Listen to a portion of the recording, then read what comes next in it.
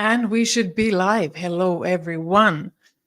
I am Zora. And if you are following me from somewhere, YouTube or LinkedIn or StreamYard, ping me a message. Last time I ran, I don't know, 15 minutes without knowing that the audio wasn't working. So checking this time in a different way. So if you are joining me from somewhere, bring me or ping me a message so I know everything is working well.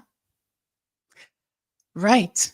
So today we are going to talk about how to be or not be a superhuman and how to actually be a human and show vulnerability and humanity as a leader. Ready? Let's move ahead then. And here we go.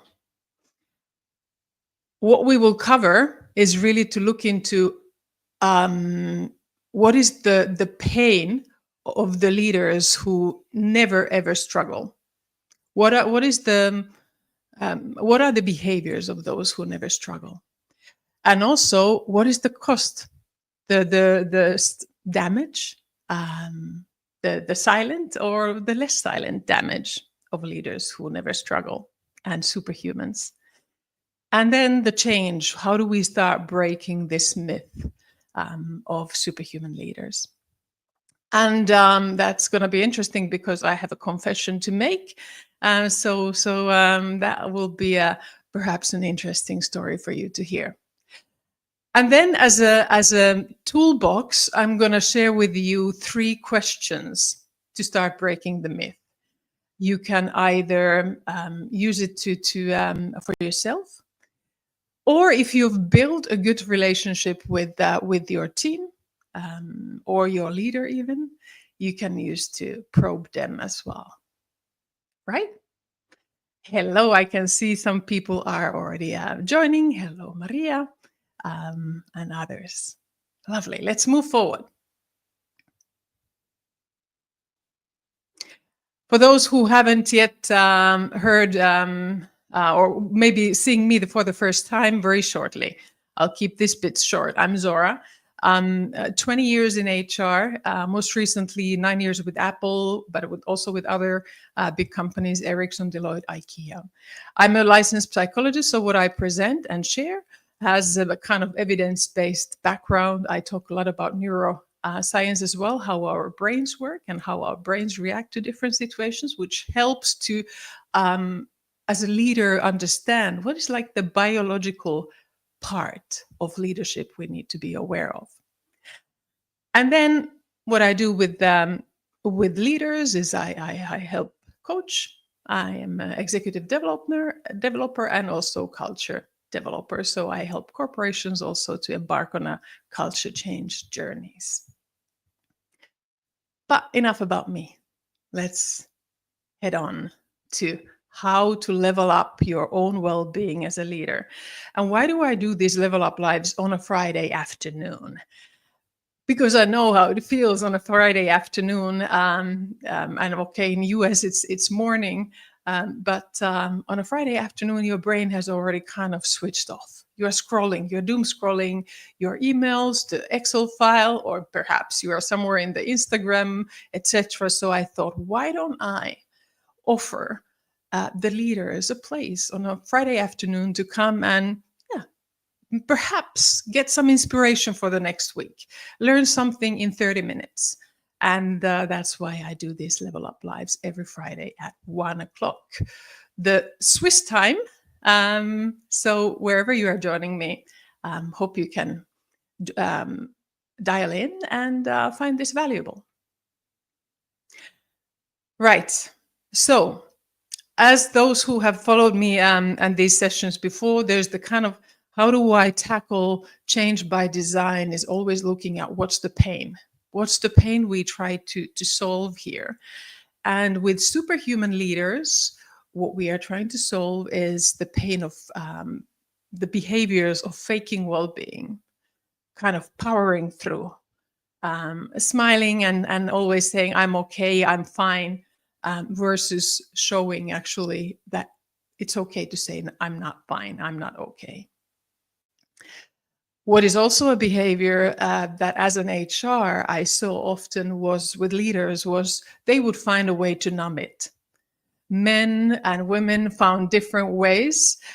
Men would maybe numb it with excessive sports, and they would say, you know what, I'll just go for a run and I'm done with that. Great. Physical activity is always great, but does that help you to, in a way, solve the issue? So that's also excessive sport can be a way to numb. Another way to numb is, of course, alcohol, constant browsing on internet or shopping. My own personal favorite at the time when I've struggled with these things was food. So I would be constantly snacking something, and until I started to ask the question, why am I at the fridge again? And that was quite a painful conversation to have with myself, to understand that I was numbing instead of dealing with what was going inside of me. Pretending having it all under control towards the world, and sometimes towards us ourselves, we pretend it's all fine. We have it under control, because facing it and showing to the others that we don't is too painful. And the last one is when somebody dares to then probe us and say, hey, are you really okay? Do you need help? We often, superhuman leaders and people, this is not only about leaders, this is also about people, may become quite defensive. I'm fine. I'm totally fine and able to manage this. So there you go. These are some of the pains of a superhuman leader. And where does it come from? Now, fun fact about our brain. The way our brain reacts to pain or threat, like physical pain or threat, is the same wiring. It fires the same wiring when there is a pain of social rejection. A fear of social rejection and feeling that people will judge us, people will see us weak or incompetent, is firing the same kind of neural network highway than physical pain, which means we are going to avoid it. And we go into a fight, flight, or freeze mode. And yes, sometimes we fight when somebody tries to address it, we fight against it, or we flight into numbing it, or we freeze. But that can be a reason why superhuman leaders exist and don't kind of stop and stay and say there's something wrong. Something is not okay. Another one, which is quite common and it's going broader, is the kind of toxic masculinity, but also femininity. I must say, over the years, I've seen a lot of female leaders believe that, you know what, you need to become more masculine in the way so that you survive in the kind of heat of leadership as well. And they adopt kind of toxic masculine behaviors and approaches and come across as toxic feminine leaders as well. And this is really this kind of almost like a social expectation that leaders are ever powering, ever energetic and in charge and strong. And also there is this kind of emotional stoicism related to that. You know what? Nothing will shake me. Unshakable and invulnerable in that sense. And the last one, and this is an interesting one because there's this kind of Joseph Campbell. He's not a psychologist, but he is a writer, and he talks about this hero's journey, and he links these to Jungian archetypes. Of kind of personalities. And there's this triumphant archetype of a person who then, after all the struggles, comes out as the winner, as the hero. And superhumans feel like, yes, one day I'll get the badge of honor. One day I'll be recognized for it. The bad news is you won't. You'll break before you will be recognized, and that recognition day will never most probably come, because people are busy with their own issues and handling it. They will not recognize how much you are carrying on your shoulders. And interestingly enough, so the Star Wars saga, George Lucas actually has said that Joseph Campbell's triumph archetype and this hero's journey was his inspiration. And I don't know too many Gen X leaders who have not seen Star Wars and almost associate like, wow, that's the type of a hero, the person who kind of is able to get through everything. So we have a lot to break. We have a lot to break, kind of norms and expectations, to start to address why a lot of leaders act as superhuman. Feel free to, by the way, if you have a question or a thought, feel free to drop it in. Happy to cover them when I can. Right. So what's the cost? Many leaders don't think there is a cost. A bit like with micromanagement, many leaders don't feel that actually there is a cost. It's done from a good place. So superhuman leaders also believe, you know what, it comes from a good place. I try to protect my team from kind of seeing all the craziness happening in my life. Yet, when we are under constant stress, constant struggle, we cannot biologically connect. Biologically, our cortisol production, so the stress hormone production, stops us to produce oxytocin, which is the kind of bonding hormone, the connection hormone that we need to connect with others. So even though the leader might be trying to protect the team, he or she is generating disengagement and disconnection, because biologically they are not wired to lean in and connect. Second point, productivity is inflated short term. Yeah, when you are powering through, when you are just pushing through, instead of saying, you know what, I'm at the breaking point. Not only are you inflating productivity levels, but creating a real sustainability risk. A sustainability risk in a big way.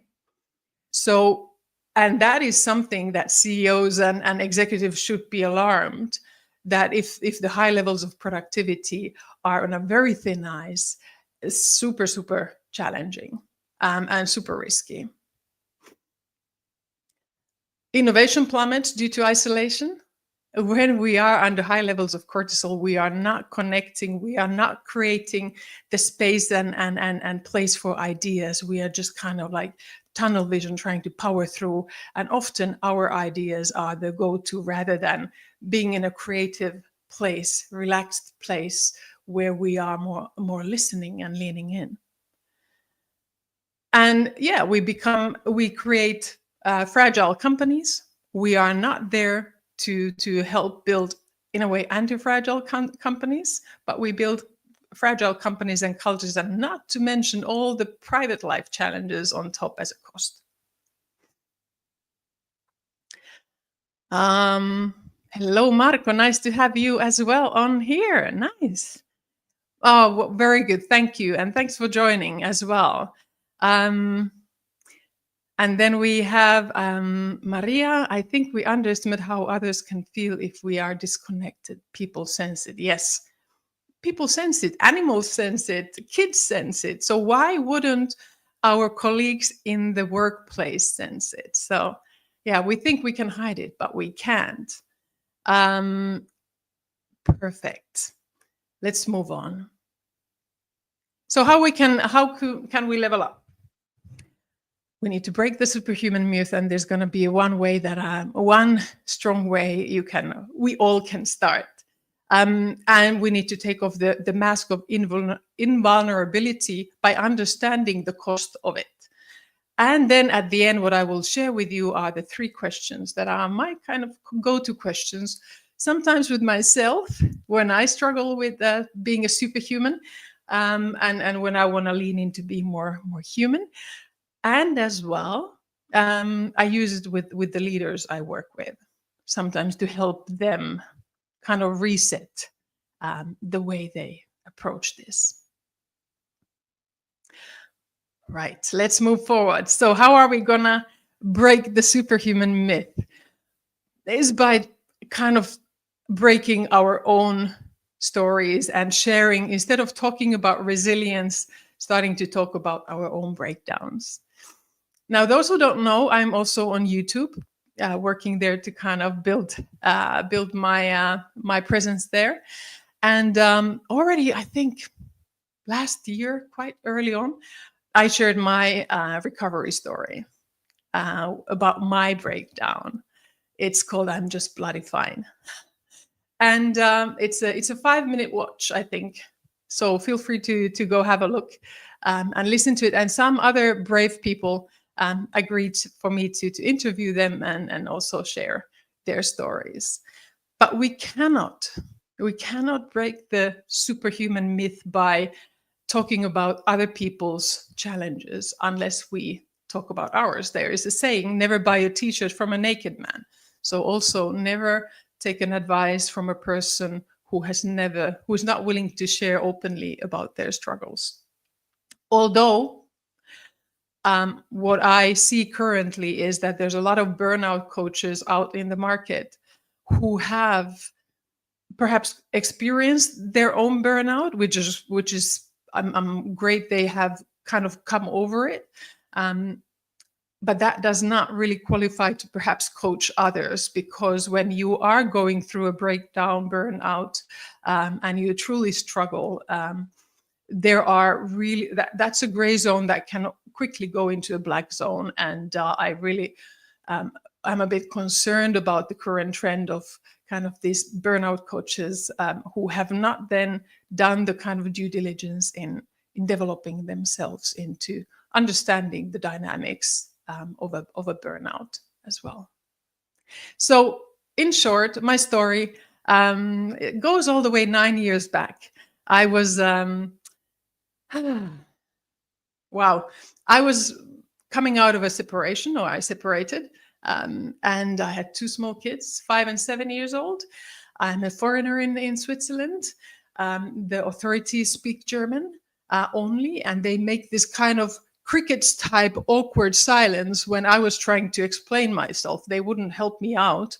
So there I was, overwhelmed. I was still working with Apple, or that was part of my early stages at Apple. And bless Apple, they were absolutely stunning in supporting me.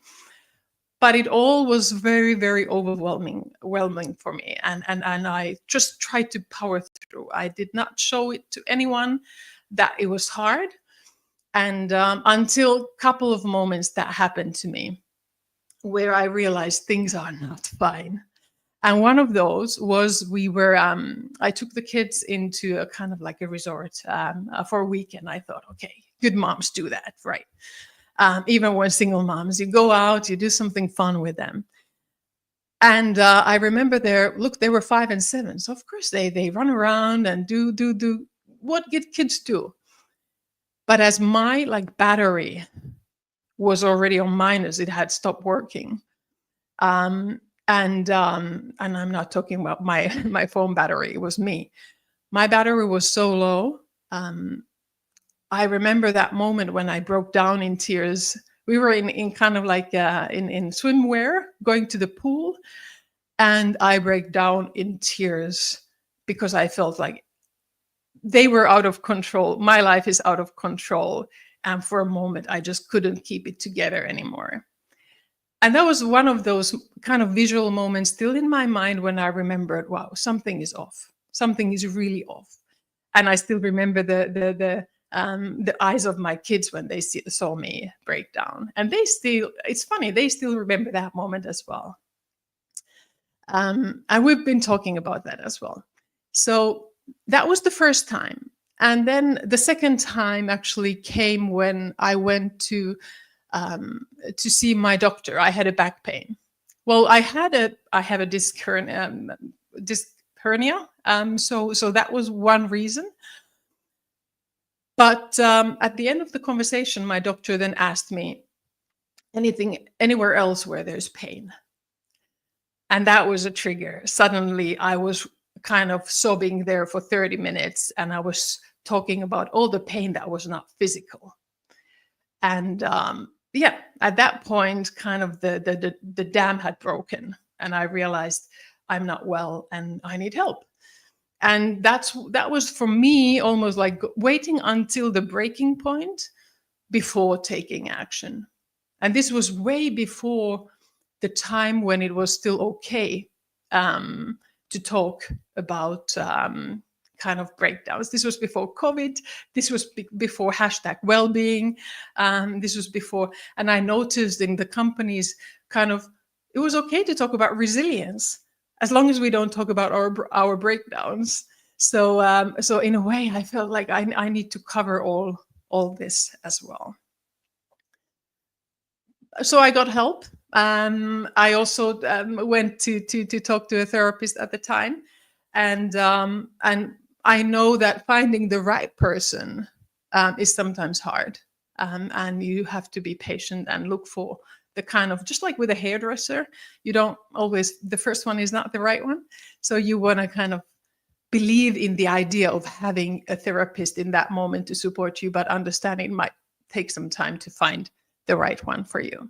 So if you want to go listen to that story, it's there. If you want to share your story with me and make a little script like that, why not? Happy to go back to that idea of unfolding these superhuman stories in a short form, because maybe that is the lighthouse for those who are in the darkness, in the storm right now. And maybe just that little story will give them the light they need to go through the storm.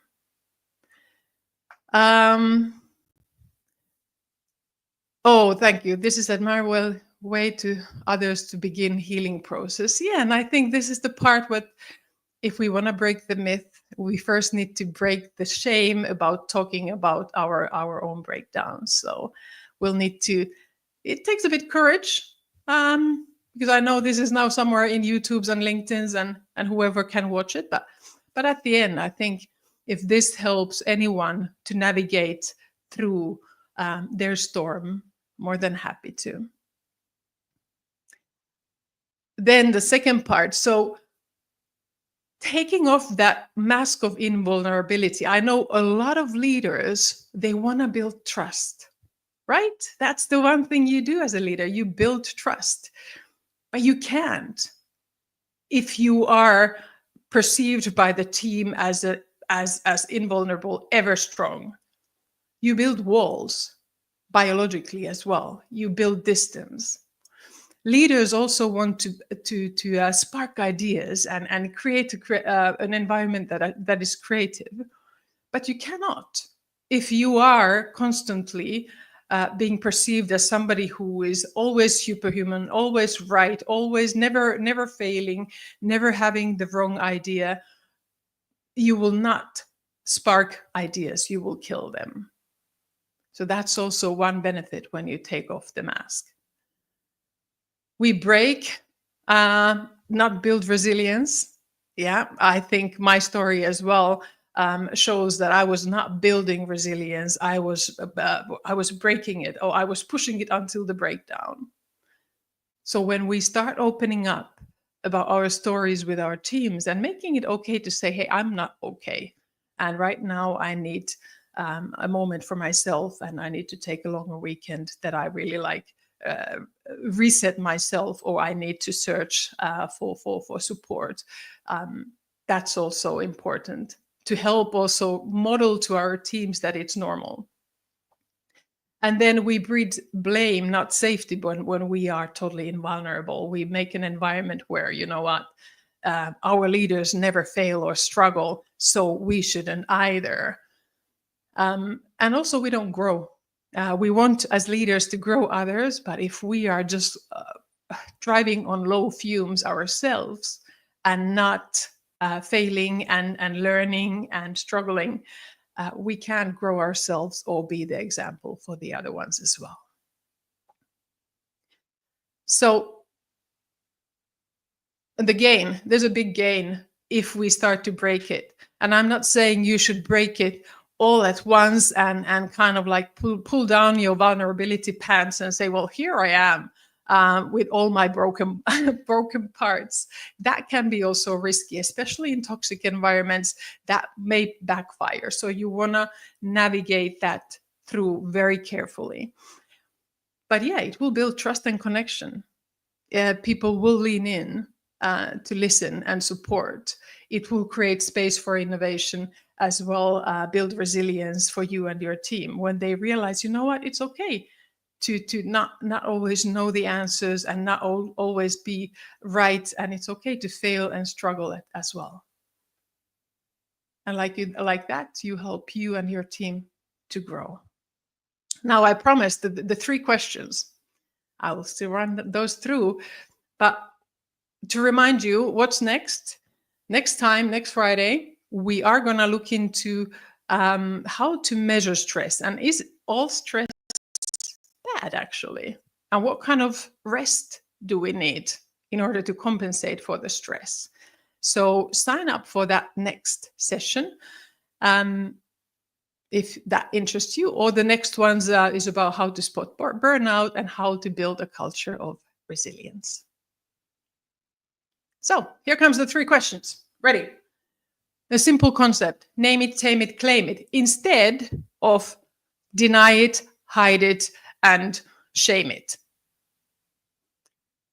But that's what we usually do. We deny it, we hide it, and we shame it. We feel shameful about having these struggles. So name it. The first question: what's the truth I keep avoiding because it feels too uncomfortable to face? So what's the level of self-deception and denial, and what are the ways I'm trying to numb it away? That you can ask from yourself, as well from people around you, or your team, or even your leader if you are brave enough. Second, tame it. Kind of try to think like, how can I move into action instead of inaction? And what's the risk? What would change if I stop pretending to have this under control? What is the illusion of if I actually drop the mask, what would happen? What's the true risk? And the third one is claim it. And sometimes if you are not in a toxic environment, but you have built that trust with your team, you can even claim it in front of your team. Or if you feel, you know what, I want to do it more gradually, I'm going to be real with just one person today about this struggle that I have. So who is the one person I trust enough to be real with this week or today? So where can I go and start confiding and kind of show that vulnerability with? Great leaders eventually can show it also with their teams, saying, I'm sorry, I did a mistake, or it's on me, this was on me, or I'm not okay, I'm having an issue that I need to work on. And that level of openness depends on where you are at and with who you are at. But the kind of name it, tame it, and claim it helps you to start break it as well. Any questions about the three questions? If not, where can you find this? All of this presentation and the replays are in my lounge. Feel free to go in there. That's for free for everyone. I believe that these kind of basic things of leadership should be accessible for everyone. This is not, executive development shouldn't be exclusive, should be accessible. So it's there for you. And yeah, join me next week for how to measure stress. If there's any questions, still happy to take them over.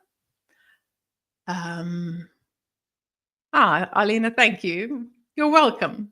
You're welcome. I hope it was valuable. And go ask those three questions yourself. How you can name it, tame it, and claim it, and what parts perhaps you are holding as well, hidden from others. Any questions? If not, then I will thank you for today and see you next week. Bye for now.